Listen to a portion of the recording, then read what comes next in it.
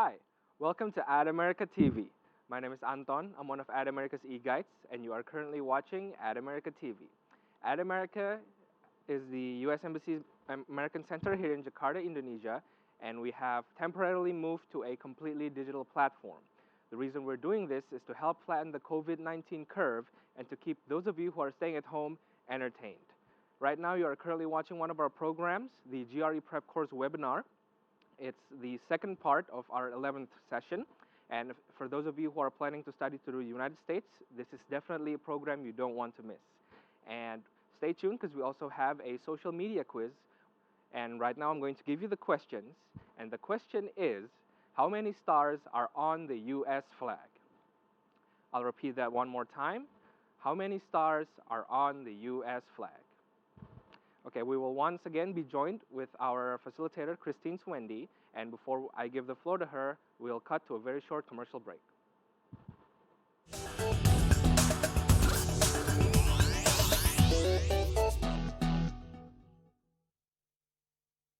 Hi everyone, I'm Fina, one of the advisors for EducationUSA here in atamerica, who is ready to help you with your study plan in the United States.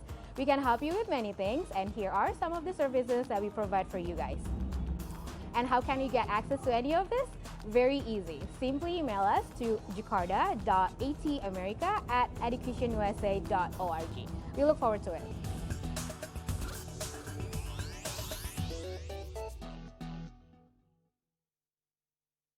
Back. And now we're joined with Christine Swendy, and I'll give the floor to Christine. Welcome back. And we've figured out how to allow you to participate. So I'll be asking you to do that. I hear a little bit of an echo, but okay, cool. Are you guys ready to participate? I don't know if you're new to Zoom, so a quick intro. You see the Zoom window, and then at the bottom, you've got certain actions that you can make, like raise hands, right? So please use the raise hands if you would like to talk.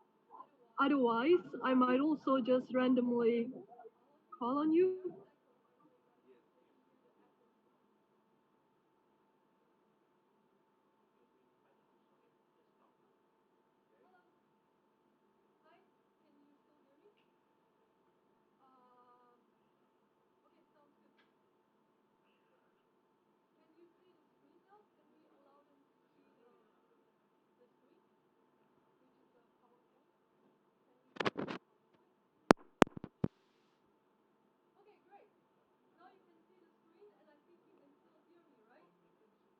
Yes? I think you can see the screen and you can hear me. There is nothing on the screen. What about now? Do you see something on the screen now? Maybe it was just loading. Anonymous attendee says there is nothing on the screen. There is something on the screen, right? Yeah, you can. Okay, great, thank you. So to go back earlier, we were taking a look at some reading comprehension hacks again, trying to go through the pattern of answer choices that you're given in the course of any GRE question. And we were trying to identify the tricky answer choices that seem to look right, but are actually not the right answer. Along with this session, along with this PowerPoint slide presentation that you're looking at right now, we also have two handouts, and I hope you'll have fun with the handouts, browse them. I think the handout on reading comprehension is a particularly great resource. So now we have a regular session, more or less, where I'm going to facilitate us taking a look at some GRE RC passages. Just before break, we were taking a look at this passage, and we were doing that thing that I was talking about, which is how do you map the passage just from taking a close look at the very first opening paragraph, right? So we did this by reading very slowly the opening paragraph, identifying some keywords. In this case, our passage is about the mistresses in the French royal court.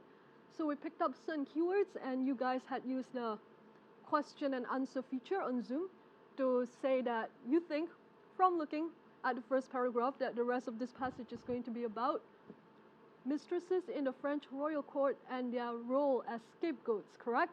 I hope this is a useful exercise for you to learn that usually just by taking a close look, you can map out the turn of argument that you will see in the rest of the passage.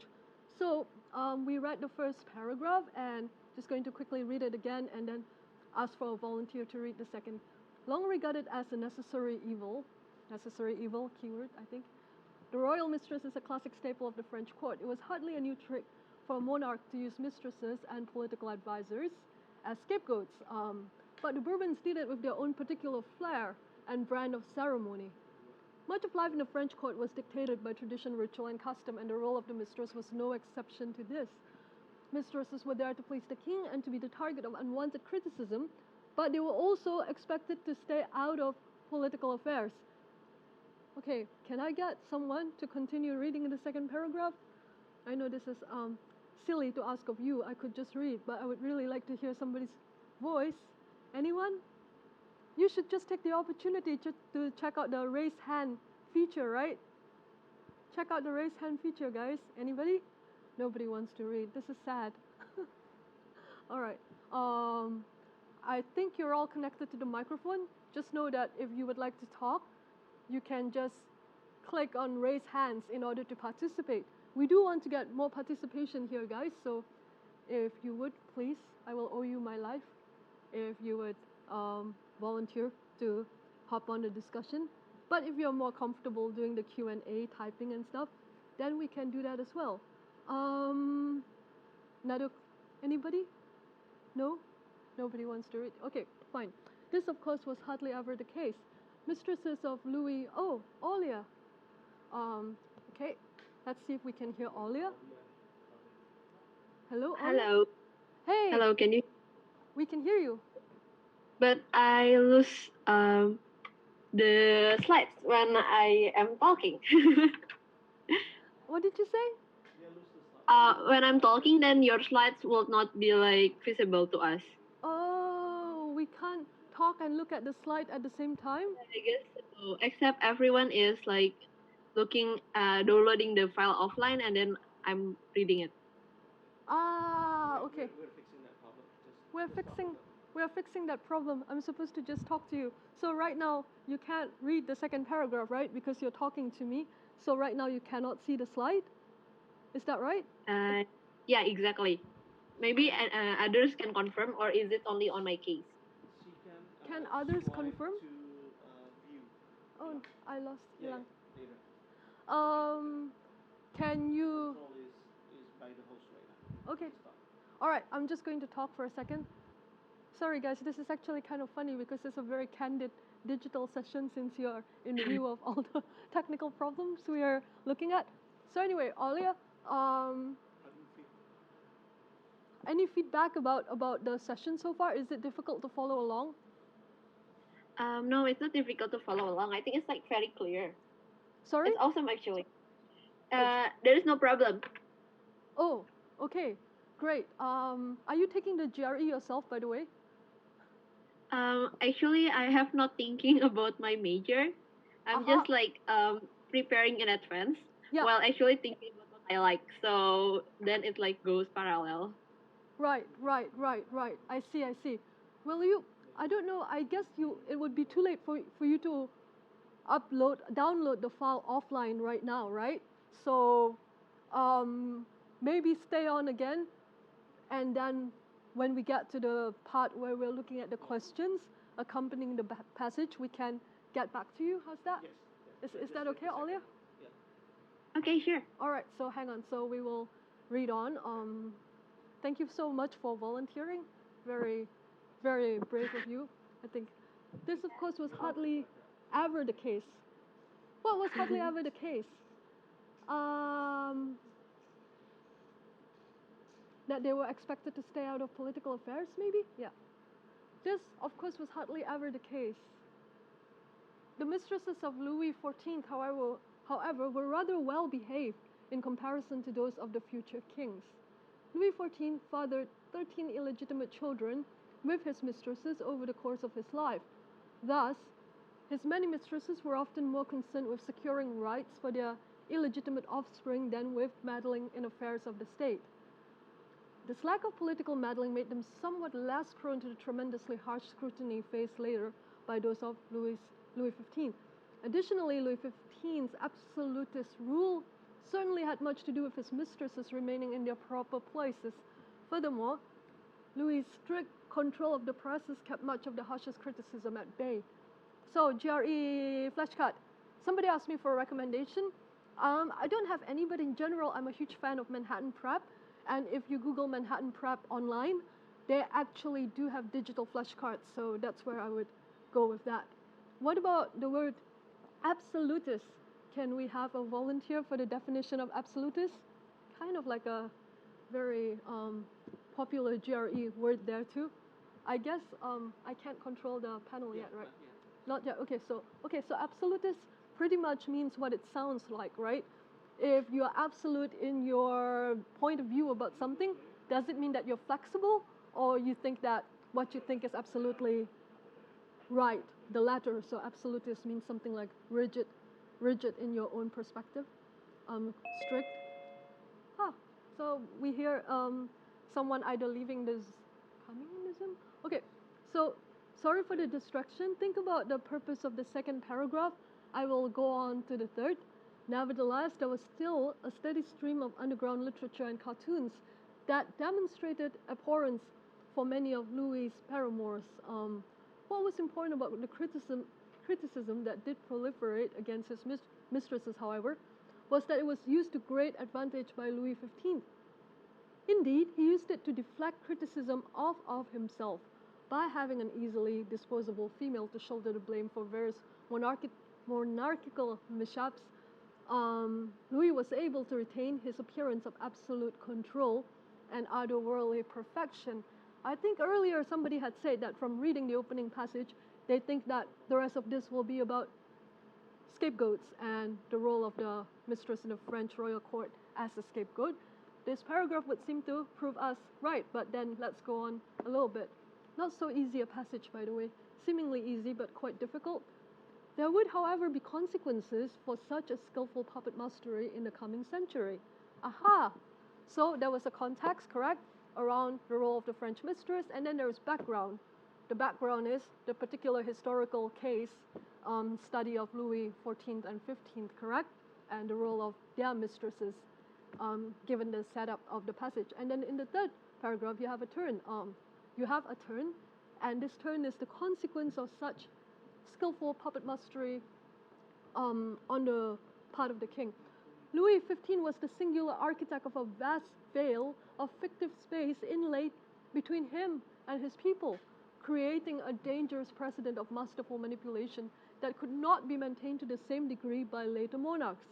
It was clear that Louis XV crafted this fictive space cleverly and with great skill, peppering it with self-promoting propaganda and using his mistress as a scapegoat, peppering it with self-promoting propaganda to control his image, even in the collective imagination of his people. His progeny, however, was simply not as adept at doing so. Even more problematic, although future monarchs were not able to dexterously manipulate this fictive space themselves, it did not go away. Instead, it was the satirists, pamphleteers, and playwrights who took over its construction and in the years leading up to the revolution. Seems like an important sentence. In short, though it was Louis XV who wrote his own mythology, Louis XVI would have his written for him.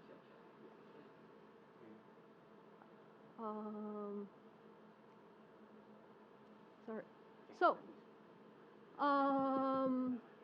pretty simple passage until we get to the end. And then you have to think about the relation between this discussion of mistresses and scapegoats with this other point in the concluding paragraph. Can I have a volunteer? I guess probably not, but maybe wishful thinking. Can I have somebody? Olia, are you still on the call? There is no more Olia, right? No Olia for now because you left to look at the screen. It would be great to see what the concluding paragraph of this passage is doing and how it relates to the preceding passages. The concluding paragraph talks about what? When we don't know what something is about, like this is a pretty dense not passage, but it's a pretty dense paragraph, it's always good to start by identifying keywords. And what are keywords? If you don't know what are the important words, at least you know they're important because they're repeated. And in this case, in this paragraph, the repeated words will be mythology, correct? Mythology, and what else is repeated? Vast veil of fictive space. Does that make sense? What is that? What is a vast veil of fictive space? Fictive. This is kind of like very chunky phrase, right? Very metaphorical and at the same time not really clear. So vast veil of fictive space. Anybody wants to take that on? Vast veil of fictive space. Fictive, fiction. That's correct. Yeah. So vast veil. Veil is like a covering, right?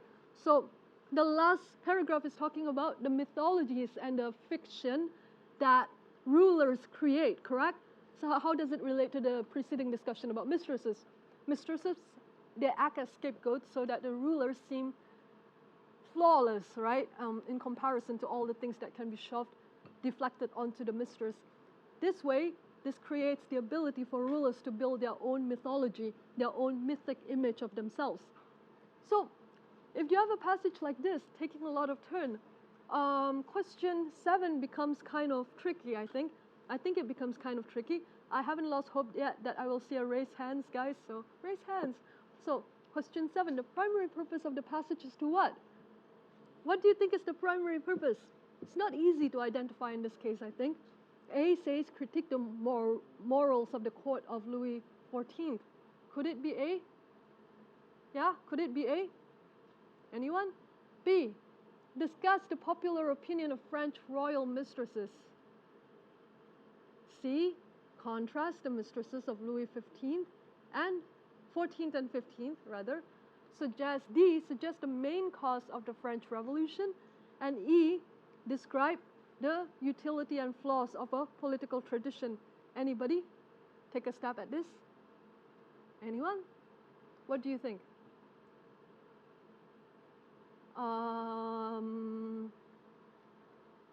It's great to get a test prep book that actually explains the logic behind the correct answer and not just like give you an answer key. So in this case, for primary purpose questions, we think about the word primary, right? Like if I was just asking about the purpose of the passage, then maybe you can say like the purpose of the passage in general is to, I don't know, like critique the morals of the court of Louis XIV perhaps, but what's the primary purpose of the passage? Anyone?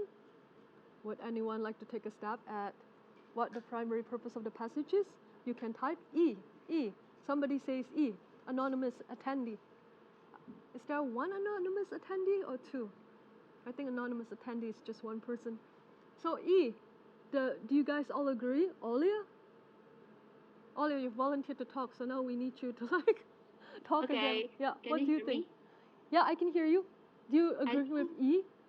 I also enter E because it's talk about how the rulers are like showing their good side, like something like that, and like they use the mistresses as scapegoats. And then I'll say the scapegoats are the flaws of political tradition, and the utility is like basically the rulers using it. Oh, very nice. Great. So that's where the scapegoat discussion comes into play, because the scapegoating of the mistress is one of the flaws of a political tradition. That's what you're saying, correct? Yeah. Okay, great. Everyone agrees? Any disagreement about 17 being E? Let's go to the next one. According to the passages, all of the following were reasons that the mistresses of Louis XIV were less problematic than those of Louis XV, except, as in which of these was stated as a reason, except which of these statements were not a reason as to why Louis XIV's mistress was less problematic than Louis XV's. What kind of a question is this? What is it testing you? Is it testing you on your ability to analyze based on the facts that you receive? I don't think so. This seems to just be testing your ability to recall information that you read just a few minutes ago. Is that right? Any volunteers for this one? Question 18. All of the following were reasons that the mistresses of Louis XV were less problematic than 14th, except, okay, what about A? A doesn't seem to be the answer because it is a reason that 14th were less problematic than 15th. Let's go back to the passage maybe to see where it was, where that discussion is. That discussion is somewhere here. Sorry, somewhere here. The mistresses of Louis XIV, however, were rather well behaved in comparison to those of the future kings. So 14th's mistress, quite good. 14th fathered 13 illegitimate children, but they were often more concerned with securing the rights of those children than meddling in affairs. Because they don't meddle, they face a lot of scrutiny, correct? No, because they don't meddle, they face less scrutiny. This lack of political meddling made them somewhat less prone. Additionally, Louis XIV's absolutist rule certainly had much to do with his mistresses remaining in their proper places. So that's the paragraph that you are asked to mine the answer from. So 18th again, any volunteer here? And we have Nico. Oh, we have a quick break, Nico. We will come back to you right after the break. All right. All right, thank you for the half part of the second session. We are going to continue our session and dissect more paragraphs in order to find the correct answers. But first, we're going to cut to a very short commercial break.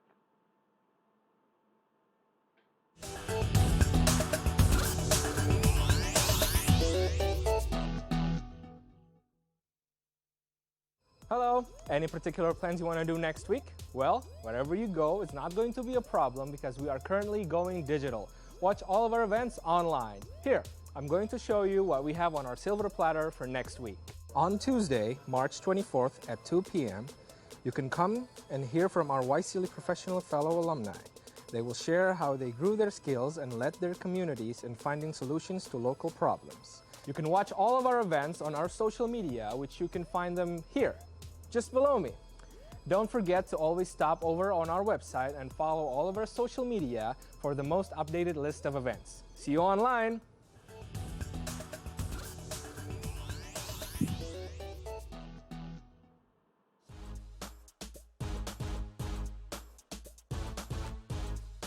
Hi everyone! Do you want to create cool and inspiring events at atamerica? Easy! You can go to our website at www.atamerica.or.id. If you've clicked it, then choose Create an Event, then click Collaborate with Us, fill the form, upload your documents if needed, then click Submit. Still confused? Then you can download a proposal example as your guide. After you have submitted your proposal will be going through a review process by our team. And why are you still here? Go to our page now and send your creative ideas to us. We'll be waiting for you.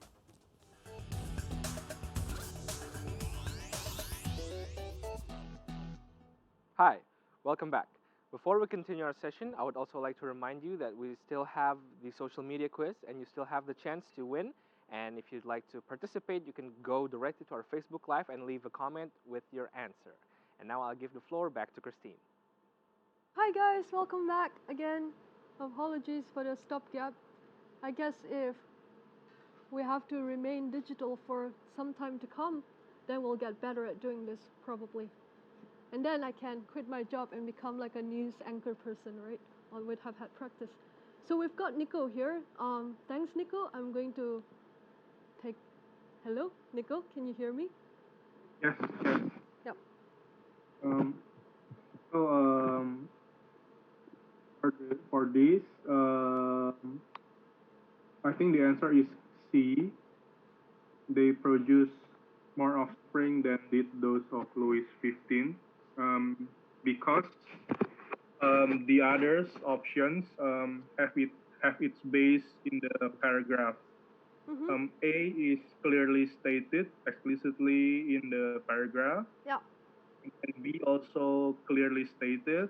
And then D is kind of implied by how the Louis XIV create a fast fail of fictive space. Yep. And therefore could be considered a skillful politician. And then the E is also stated in the paragraph, so the remaining choice is So, C. C, I think we agree. I think it is C. You're right. And just a note that this kind of questions are only tricky, I think, because of the word accept. So, again, repeating myself here, but read the questions as carefully as you read the passage and as carefully as you read the answer choices. Basically, read everything carefully. Okay, thank you so much, Nico, for that. Sorry if I'm turning, guys, because the speaker is actually to my left, and it's so intuitive to look and talk to the person. Okay. Now next we have 19. The passage suggests which of the following necessary evils are part of monarchies? It does suggest that, correct? Writing one's own mythology can be good statesmanship. Yes, even more precisely, Louis XIV viewed Louis XV as an unsatisfactory heir. Don't have that information. Anybody wants to take this on? So 19 is the type of question where you have check boxes next to it, meaning that you are able to choose more than one answer. You can check all that applies, correct? So in this case, for me personally, I'm kind of like hovering between the first and the second, or just the second. Any feedback on this? Anybody? Raise hands. Check out the cool raise hands feature, guys. So somebody had offered first box only. Necessary evils are part of monarchies. Let me ask you, why did you say that? Is it because the phrase necessary evil appears? If we look at it, the phrase necessary evil appears in the very first sentence of the passage. Long regarded as a necessary evil. Regarded by who? Regarded by the passage itself or regarded by the public? Regarded by the public, correct? The public regards mistresses as necessary evils, but does the passage suggest that? Is it the passage's own point of view? Does the passage go on to argue that necessary evils are part of monarchies? That's not really the passage's argument, right? Right, guys? What do you think? So, is it more so by the public? So, by the public, you're right, Nico. Thank you so much. Yes, it's necessary evils are, mistresses are necessary evils. That's an opinion that is being rehearsed in the passage, but it's not the passage's own opinion. Could you look at this passage? Could you read it and say that the main point of the passage is that necessary evils are part of monarchies? It's not really the main point, right? So what is the answer? Anyone wants to take a stab at this? Only the second one, right? Writing one's own mythology can be good statesmanship, correct? And who wrote their own mythology? Louis XIV, correct? Is that right? I will just assume so. Okay, shall we go on to 20 here? The passage implies that 1. Louis XIV made mistakes that led to the revolution. I could go with that, right? What would be his mistake in this case? And is it his mistake? Who built his own mythology?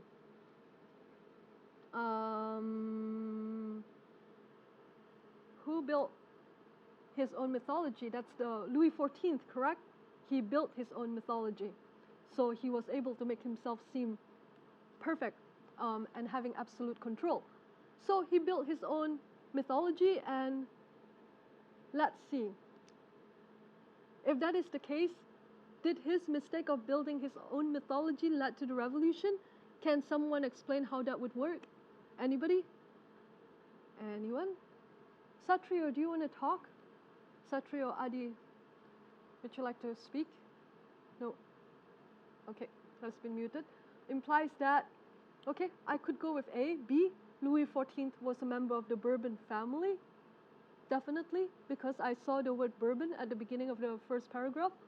See, Louis XV wrote his own mythology? No, correct?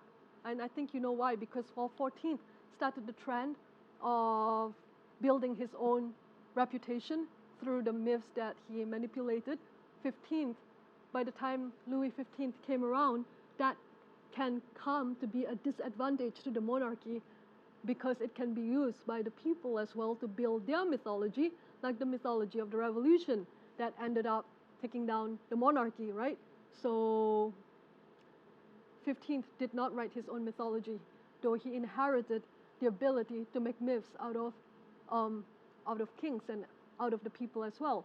The most troublesome mistresses were those of Louis XVI.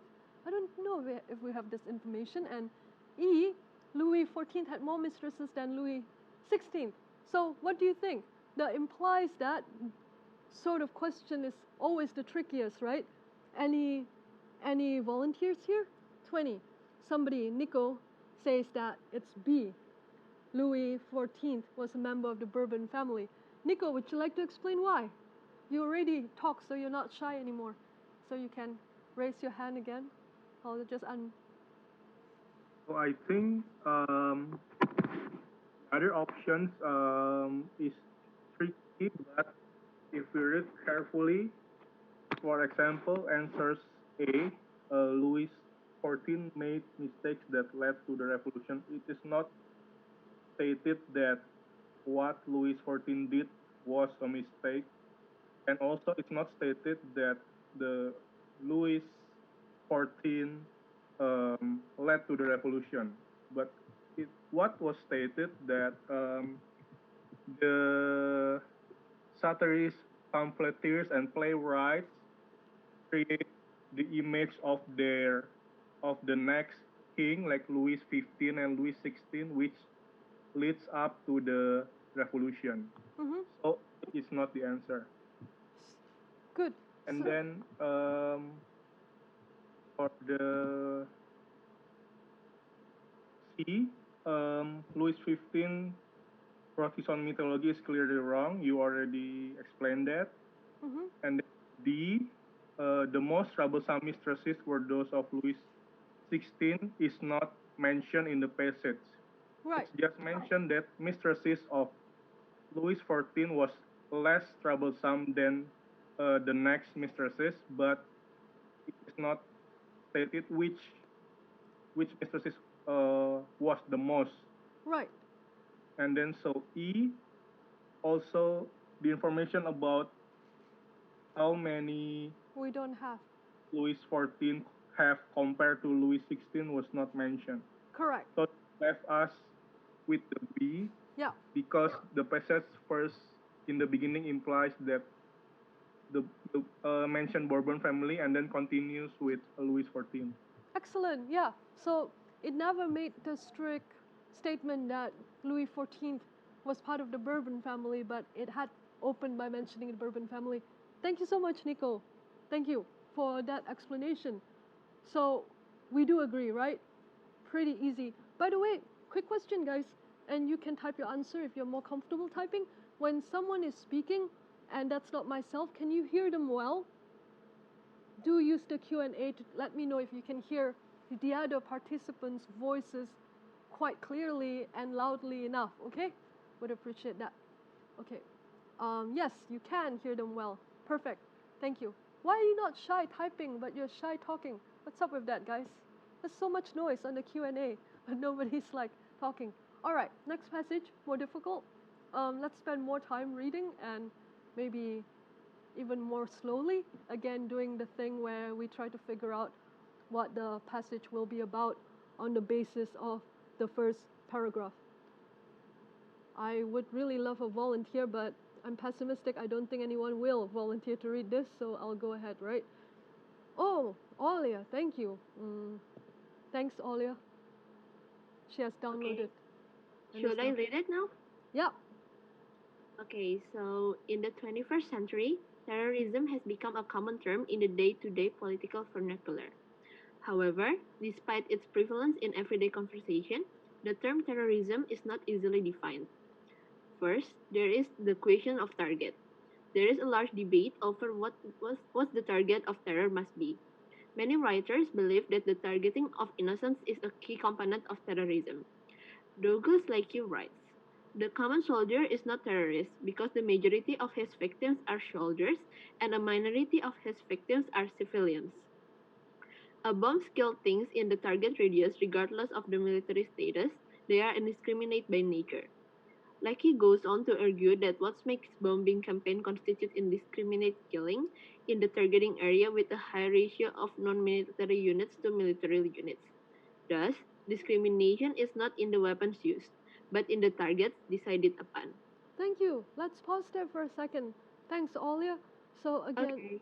sorry for the non-justified margin, so whatever you call it. So Olia had actually read two paragraphs, right? The opening and the paragraph after that. But the opening in this case is extremely clear as to what the rest of the passage will be about, right? Correct? What's the keyword? Very obvious. What's the keyword? Terrorism, right? Yes. But what is another keyword from just reading the top? In the 21st century, terrorism has become a common term in day-to-day language, but the term is not easily defined. So not easily defined would be a keyword as well, correct? So just by looking at the opening of this passage, you know exactly what the rest of it will be. What will the rest of the passage be? Any volunteers? You can type too, or talk. What do you think the rest of the passage will be about, based on some key phrases like terrorism and not easily defined in the opening? It will be a discussion of what? A discussion of how to define the term terrorism, correct? So in this case, it's very clear, but not every single opening paragraph of a passage gives you that kind of explicit signaling, right? That tells you what the rest of it will discuss. So, and then in the first paragraph, in the second paragraph, sorry, it's quite obvious what the point is, that you can define terrorism not by the weapons you use, but by the target. So pretty self-explanatory. Can I get somebody else to read the next paragraph after that? Anyone? Thank you. This person whom I don't know in real life. Let's see if we recognize his voice. Sorry. Hello. Hi, Danny. Hi. Uh, a second controversy is that of circumstance, that is, whether or not terrorist acts must be performed in times of peace, or if they can include acts perpetrated during war. Some believe that even in a war, such as World War II, terrorist actions can be undertaken. However, there is a viewpoint that in war, the right to certain types of attack expands, making actions that might be considered terrorist in other contexts, such as surprise attacks or raids, justified. Okay, pause for a second. Pretty clear paragraph overall, right, Danny? Yes. So while the previous one is talking about how you can determine terrorism according to target, the paragraph you just read says that you can also define it according to whether it's wartime or peacetime, correct? Mm-hmm. Okay, just pause for a second. Don't go anywhere. I'd love for you to read the next one, but I just wanted to make a comment. Because this particular passage is so clear, it's very clear, right? In the first two sentences, you already know it's going to define the term terrorism. Because it's so clear, I think it's also a rather good example of paragraph structuring of an academic essay, right? Because as you see, it's so easy to follow every single paragraph because very, very clear topic statements followed by some elaboration of that topic statement, correct? So was just thinking this because it says first there's the question of target. That's the topic statement, and then the next paragraph. Second controversy is that of circumstance, etc. So don't forget about paragraph organization, which happens everywhere. It doesn't just happen when you're writing an analytical writing essay, but happens in everything you read. Sorry, Danny, please go on. The final controversy. The final controversy is that of perpetrator size. This debate largely manifests itself in the question of whether or not state actors can be accused of terrorist action. While Marari acknowledges the possibility of state-sponsored terrorism. He decides to narrowly define terrorism as a body of violence perpetrated by sub-state insurgent groups. He does so because if the definition of terrorism is equally applicable to nuclear war, conventional war, and guerrilla war, the term loses any useful meaning. Unlike some theorists, Marari does not reject state actors because of a pro-state bias, but rather concludes that the broader the term becomes, the less useful it becomes in a dialogue. Okay. Anyone summarize that paragraph? Okay, I get it that it's about perpetrator size, and then what else? Anyone wants to volunteer to summarize that? Danny, I know that you were reading. Do you want to talk about the ending of this paragraph? So basically, it can also be defined more broadly depending on if it's in a war or not, still in that same context.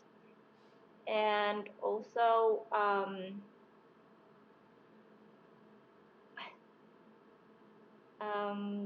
also the person that is acting upon that is that violent act. Yeah. Is that right? Yeah, good. And then what does Marari say? He quotes some guy called Marari, right? What is Marari's point of view about defining terrorism according to perpetrator size?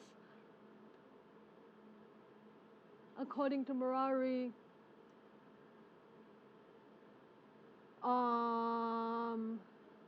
terrorism refers to a smaller group of perpetrators, doesn't it? Or Yes. am I wrong? While Ariel Marari acknowledges the possibility of state-sponsored terrorism, he decides to narrowly define it as a body of violence perpetrated by sub-state insurgent groups. So for Marari, what we call terrorism is that which is not perpetrated by the state, a big entity, but rather perpetrated by subgroups, correct? Yes? Sub-state insurgent groups, yeah? Okay? I think so, because I guess we can go on. Thank you so much, Danny, for helping me read that. So, are we ready for the questions, guys? So, 54. Lackey and Marari would be most likely to agree on what judgment regarding terrorism? One, that an individual soldier in a country's military would not typically commit terrorist acts in the course of duty. Is this right? Two, that an attack that targeted primarily civilians rather than members of a military would necessarily be a terrorist attack. Sounds convincing. That the term terrorism is difficult to define? Yes. That terrorism can only be carried out during peacetime? No. That a member of an elite branch of a given country's military could not be said to commit a terrorist act. E. What do you think about this? I guess it's a particularly tricky one, a little bit. What do you think? I guess to answer it, you would have to know what Lackey says versus what Marari says, correct? So what Marari says is quite clear because we just discussed it. Marari is the one who says that you only define it as terrorism when it's by the perpetrator size, meaning when it's carried out by a small subgroup instead of being carried out by the state, which is a big entity, right? So that's Marari's point of view. What is Lackey's point of view? I do not remember. So any volunteers here as to, oh no, I have lost the ability to see the raised hands. So any volunteers here as to what Lackey says? I guess we can still see the screen. So I'm just going to go back to where we discussed Lackey. This was in the second paragraph. First, there is the question of target. There is a large debate over what the target of terror must be. Many writers believe that the targeting of innocents is a key component of terrorism. Lackey writes, the common soldier is not a terrorist because the majority of his victims are soldiers and a minority of his victims are civilians. So the common soldier is not a terrorist because the majority of his victims are soldiers and a minority of his victims are civilians, right? So then if we go back to the question again, what would they be likely to agree on? Both of them.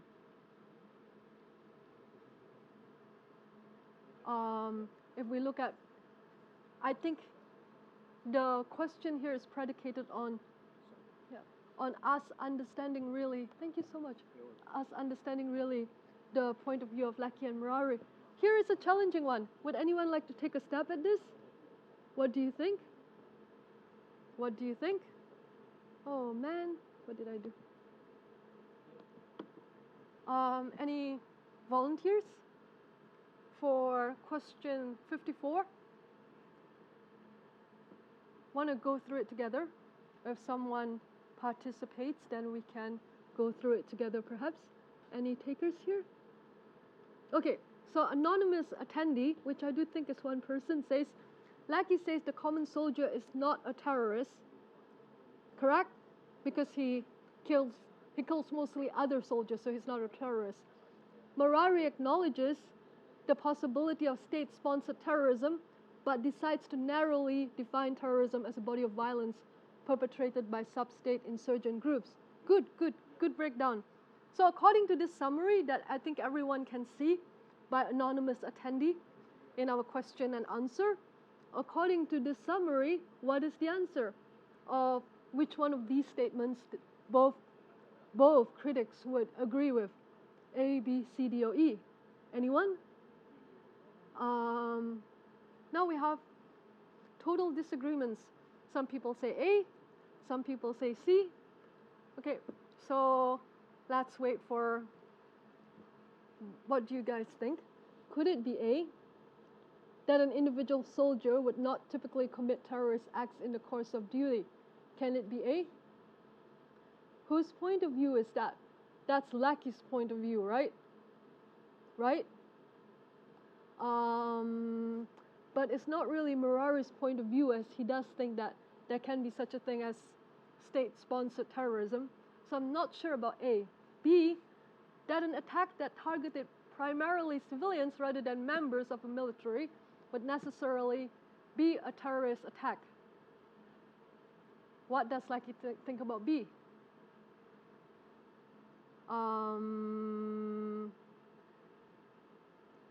What does Lackey think about B? Any volunteers to discuss this? Anyone? Let's see. It would necessarily be called a terrorist attack, but what if it was during wartime? What if it was during wartime? Would B still fit that? I guess so. Let's see. If we look again at the screen, at the passage, a second controversy is that of circumstance, whether or not terrorist acts must be performed in times of peace, or if they can include acts perpetrated during war. Some believe that even in a war, terrorist actions can be undertaken. Okay, so anonymous attendee says that for B, Lackey would agree that an attack on civilian is an act of terrorism, but we cannot mention Murari mentioning civilians. Murari is concerned only with government agency-sponsored terrorism, only matches one viewpoint. So according to anonymous attendee, B is out, correct? I think I tend to agree. So then let's go back to the question again. What about C? That the term terrorism is very difficult to define. It's difficult to define for the passage, correct? But this is not a point of view that we see from Lackey. Murari does say something to that extent when they say that you have to keep the term narrow if you want to define it to some extent. So it's more Murari than Lackey, so I'm not sure about C. D, that terrorism can only be carried out during peacetime? No, because if we look again at at the paragraph that I was looking at. Final controversy is that of, second controversy is that of circumstance. Some believe that even in a war, terrorist actions can be taken. We don't know who believed this, whether Lackey believes this or Murari believes this, so we can't say that that's the answer because we don't know to whom it's attributed. What about E? That a member of an elite branch of a given country's military could not be said to commit a terrorist act. What do you think about that? Anybody? That a member of an elite branch could not be said to commit a terrorist act. Well, for Murari, terrorist acts are usually called terrorists because they are carried out by who? They are usually carried out by sub-state insurgent groups, right? If I'm looking here, sub-state insurgent groups. So for Murari, it cannot be so, correct? And then again, for Lackey, if we look at around here, lines 4 to 5, it says that Lackey believes that the common soldier is not a terrorist because majority of his victims are soldiers, correct?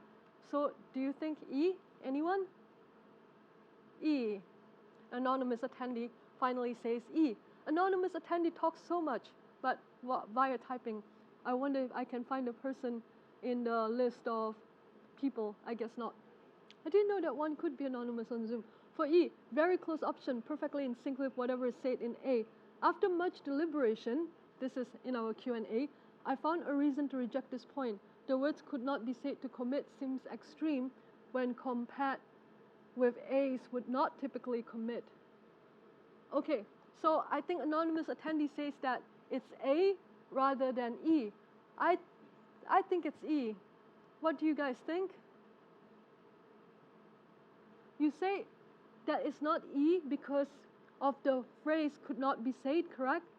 Sorry, guys, in case you're wondering what I'm interacting with, I'm interacting with the latest comment under the Q&A where somebody said that the words could not be said to commit seems extreme when compared to A's would not typically commit. Okay, I think you're right. So I think it seems like this feedback is given to us from someone who remembers our discussion based on answer choices and the way the correct answer choice is typically worded. We say that the correct answer choice is typically worded in a vague way. But in this case, if we go through A to E one by one, it seems that E would be where we can find an overlap between Lackey and Murari. Do you agree? Anyone? Anyone? Thoughts on 54? Kind of a difficult question. I don't know that I would be able to arrive at E though in under a minute or something.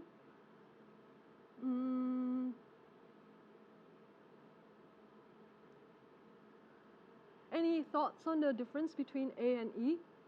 If not, then we will move on to the next one, but I just wanted to know if you had any thoughts on this. No? None? Does it make sense why it's E? Do you guys agree, disagree? Maybe I will just ask Nico again. No, I cannot ask Nico. In fact, I do not have the ability to unmute this thing, I think. So, Olia, maybe we. Hi. Hi.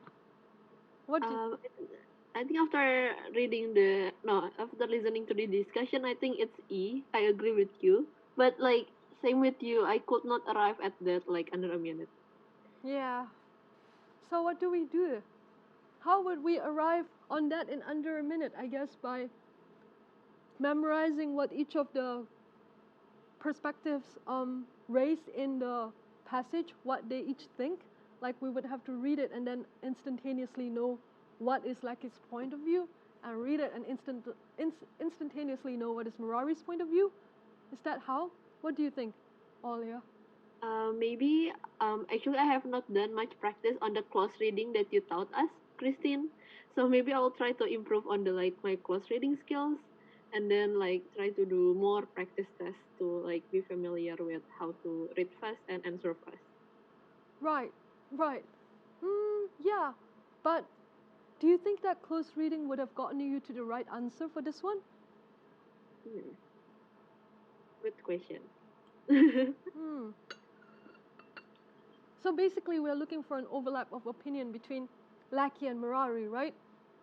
So the way that it seems to me you would do it is by looking for what Lackey says, which in this case is here. The common soldier is not a terrorist, correct? This is what Lackey says, correct?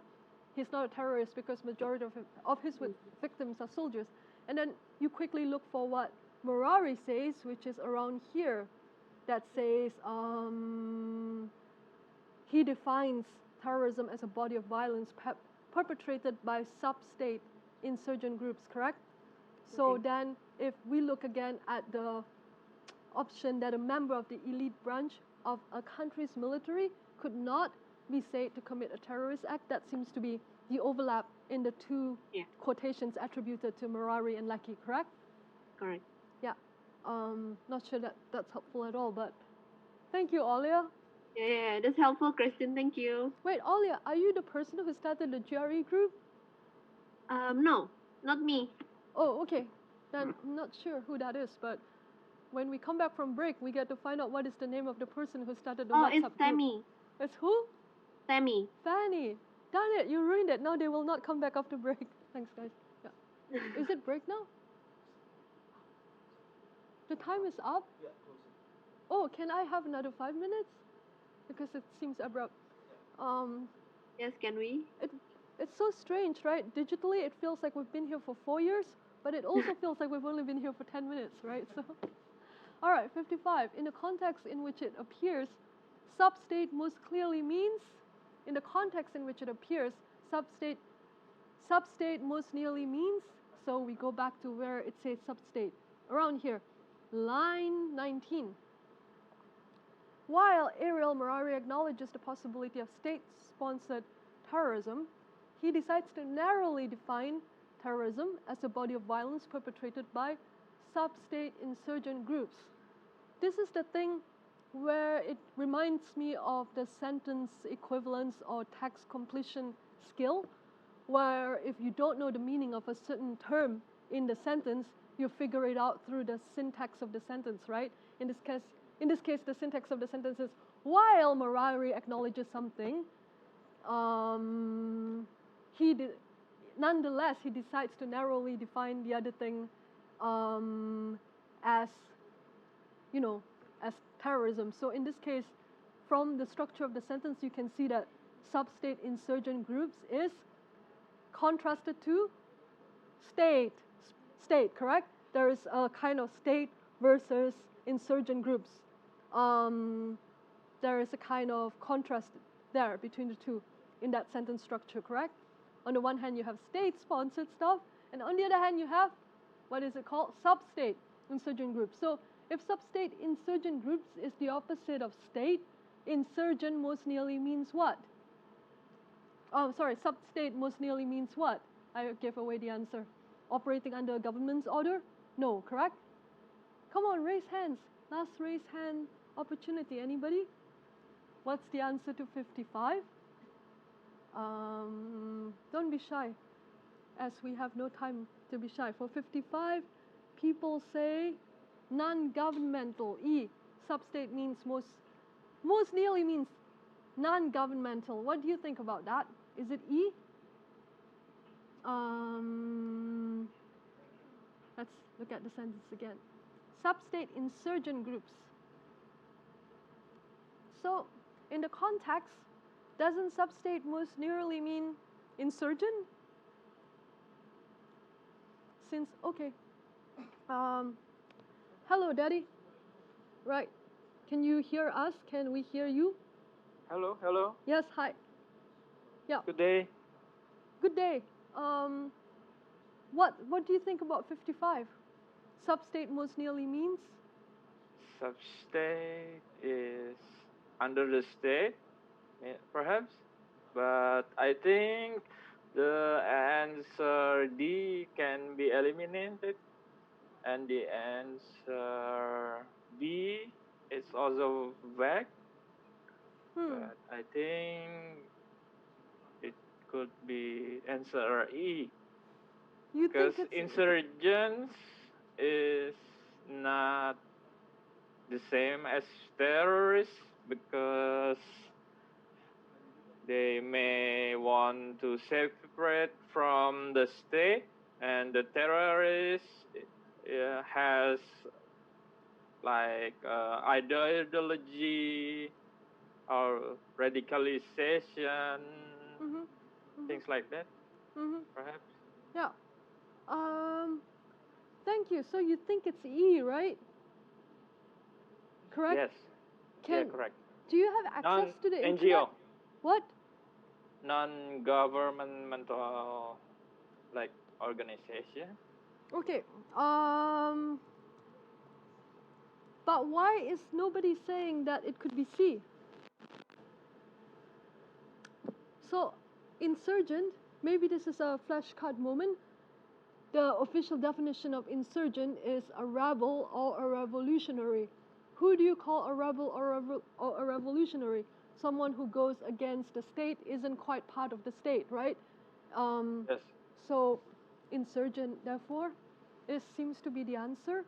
I guess we're almost done here, but I think since we are almost at the end, let's quickly attack 56. Each of the following is mentioned in the passage as a reason that the term terrorism is difficult to define, except which one is not mentioned as a reason that it's difficult to define terrorism. Is it because the nature of the targets of the act?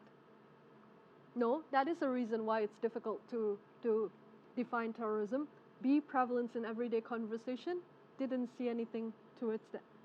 Didn't see anything like that in the passage. Whether the act in question occurs during wartime, peacetime, yes.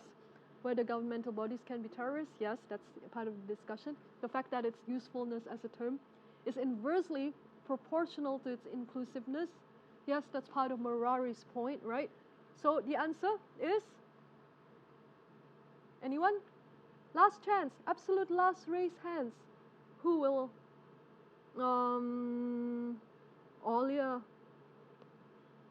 Thanks, Olia. So, which of these? So it's B because we don't talk about B at all. Yeah, so it's B, right? But my question is, I don't really understand phrase E. E, the fact that its usefulness as a term is inversely proportional to its inclusiveness. What does inversely proportional mean? Not related. What? It means not related? Did you say not related? I could explain that. Okay, go ahead. What's It in? means that if we broaden the term terrorism, then the meaning itself became less clear or less definitive. So the Marys insist on making the definition very specific so that the term terrorism could have a clear meaning. Very good. Excellent. Okay, that's clear. Yeah. That's I clear, remember right? now. So this was basically Morari's point, correct? That even though he agrees that there can be such a thing as state-sponsored terrorism, but if you put that as part of the definition, then you lose all definitional parameters for terrorism, correct? Pretty easy passage. It is, right? I think so, yes. Yes, clear. Okay, well, I think we have come to the end of the time, so we have more materials to go, but sorry, we didn't learn to pace this well, first time doing this digitally. Thank you so much for participating, guys, and Anton will take it away. All right, thank you, Christine, for the very wonderful presentation, and I hope that all of our audiences at home are better now at dissecting passages. And now we're going to announce the winner of our social media quiz, and our winner is, congratulations to Argado Simarmata. Stay tuned, our social media team will be contacting you soon. And thank you everyone for tuning in. We hope to see you again at the next Atamerica TV program. Goodbye.